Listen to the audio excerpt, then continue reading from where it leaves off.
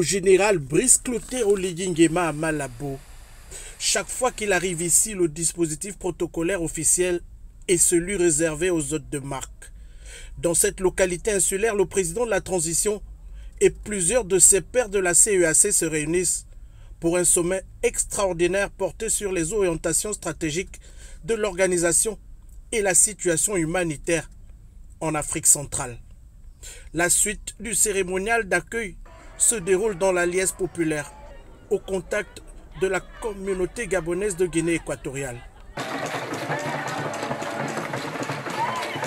Et c'est donc en apothéose que le leader du Gabon et sa suite sortent du salon d'honneur de l'aéroport international de Malabo.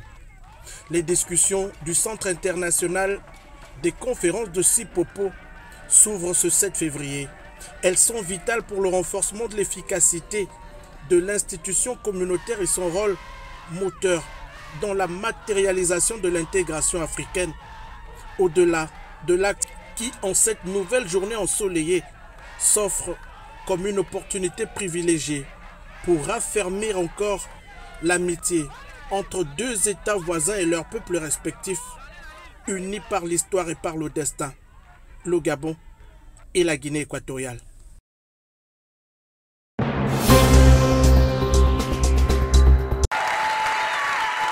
Lorsqu'il entre dans la salle, le président de la transition est chaleureusement accueilli par ses compatriotes, des hommes et femmes venus en grand nombre écouter le message du général Brice Clotaire Oligui Nguema en séjour officiel à Malabo.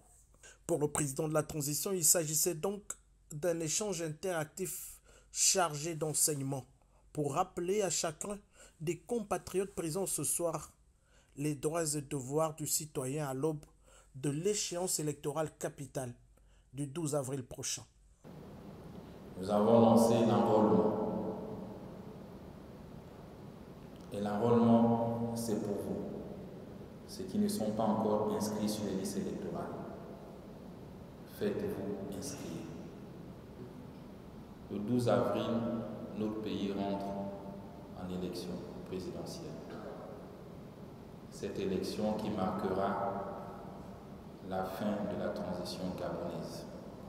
C'est donc à une prise de conscience collective que le président de la transition a invité ses compatriotes ici à Malabo ce soir, rappelant ainsi à chacun la nécessité d'œuvrer ensemble dans l'esprit patriotique à la construction de l'édifice nouveau du Gabon.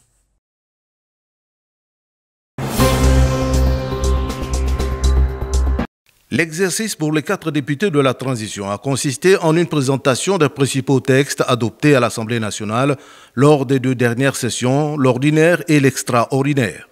Au niveau des travaux que nous avons eus, il y a les travaux liés à la loi de finances. Ensuite, c'est une année électorale. Les populations doivent aussi retenir les avancées, n'est-ce pas, du nouveau code électoral. Ce bel échange est favorisé grâce à la diversité des parlementaires qui n'ont pas d'une même voix, mais plutôt d'un même entendement de l'exercice parlementaire, se sont évertués à décliner nos travaux durant cette session. Une première dans les 2 localités, des parlementaires originaires d'autres provinces du pays ont contribué au compte-rendu en Mwanda et à Bakumba. L'idée de cette caravane parlementaire avec des collègues qui ne sont pas de la province du Haut-Togoué, c'est pour appeler les populations au rassemblement.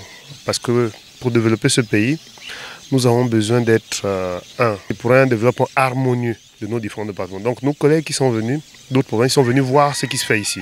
Nous avons l'habitude de parler à nos compatriotes. Nous l'avons fait avec amour, nous l'avons fait toute aise, comme si on était dans un autre coin du Gabon pour partager les mêmes problèmes, les mêmes difficultés. Parce que même si nous sommes en zone urbaine, mais il n'en demeure pas moins que ce sont les mêmes problèmes traversés par les Gabonais, quel que soit le coin où vous vous retrouvez. Un compte-rendu parlementaire en équipe, la démarche est apparue convaincante pour les populations du Cru.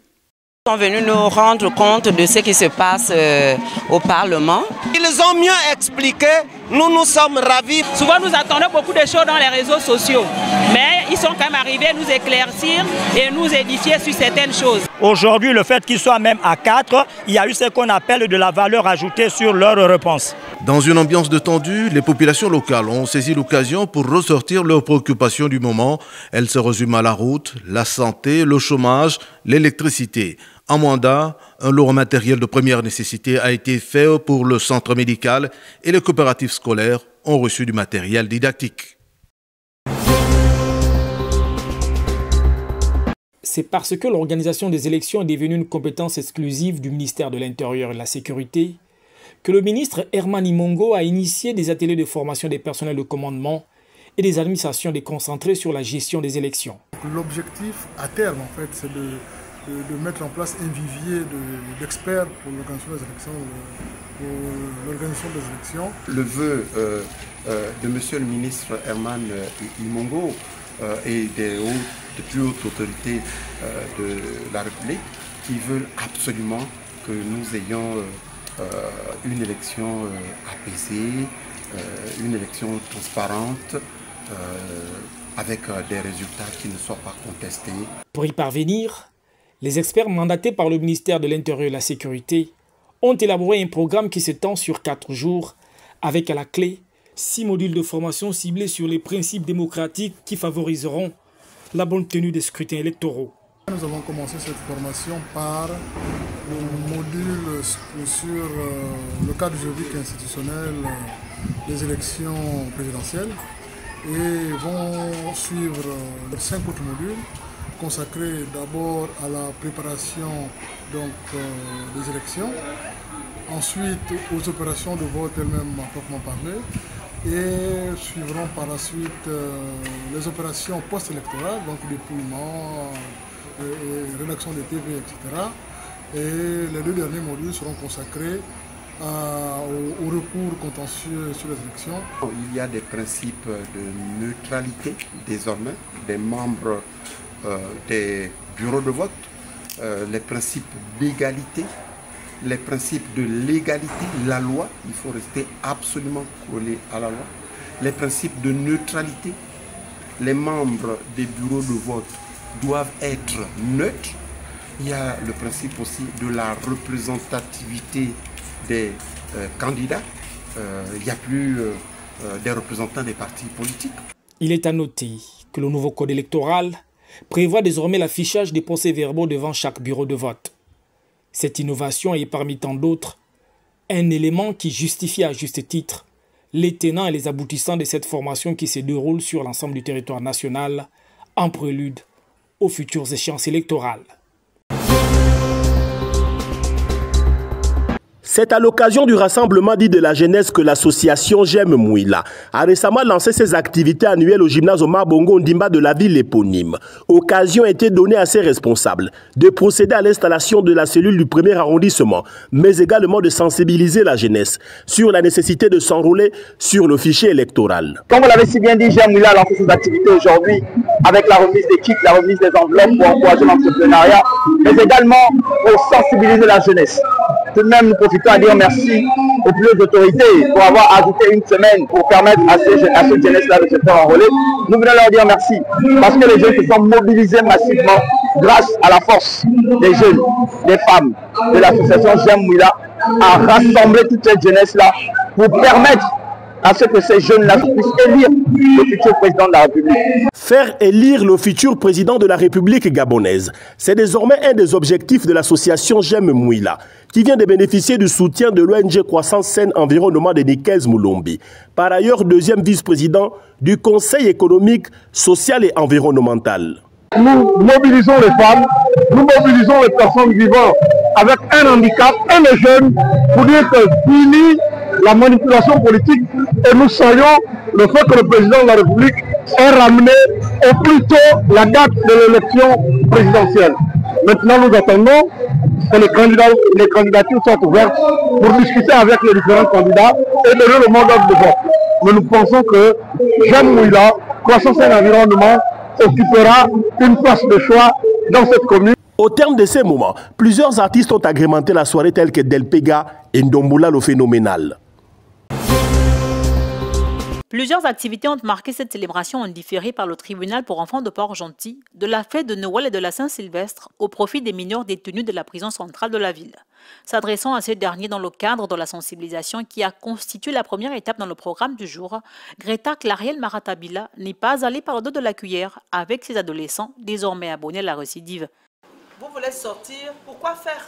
Pourquoi faire? Dites-moi pourquoi vous voulez sortir.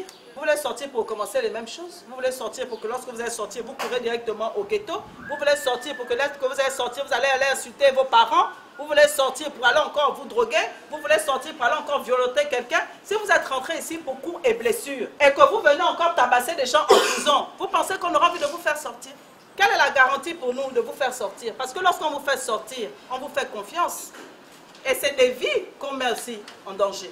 Par ce ton, qui peut paraître dur pour certains, le président du tribunal des mineurs voudrait emmener les mises en cause à réagir. Lors de la sensibilisation, nous avons surtout insisté sur le fait que les enfants doivent décider de leur vie, qu'ils doivent désormais faire le choix de changer de vie, que ceux qu'ils ont pu vivre par le passé ou les conditions qui les ont amenés à tomber ou à commettre des infractions ne définissent pas ceux qui sont vraiment et que c'est à eux de décider, de prendre leur vie en main et de décider d'avancer sur le droit chemin. Le visage de l'insécurité à Port-Gentil notamment est de plus en plus juvénile, un fait inadmissible pour le juge qui rappelle à la responsabilité des parents. Le nombre des détenus a augmenté, des détenus mineurs a augmenté parce que nous avons de plus en plus de mineurs délinquants. Il y a plus d'infractions qui sont commises aujourd'hui par des enfants. Ce qu'on a envie de demander aux parents, c'est d'être plus présents dans la vie de leurs enfants. La majorité de ces enfants sortent de familles monoparentales ou alors étaient abandonnés par leurs parents. Ce sont des enfants qui ont un manque affectif, ce sont des enfants qui, à cause de ce manque affectif-là, vont chercher des amitiés qui parfois les emmènent sur le mauvais chemin parce qu'ils sont très mal entourés. Donc on invite les parents à être un peu plus regardants, à être plus présents et à prendre soin de leurs enfants. Outre la sensibilisation, d'autres activités ont marqué cette journée, à savoir des consultations gratuites par des médecins, dont un psychologue, un pédiatre et un généraliste. Un repas à in fine était offert aux détenus. L'ambiance fut bon enfant.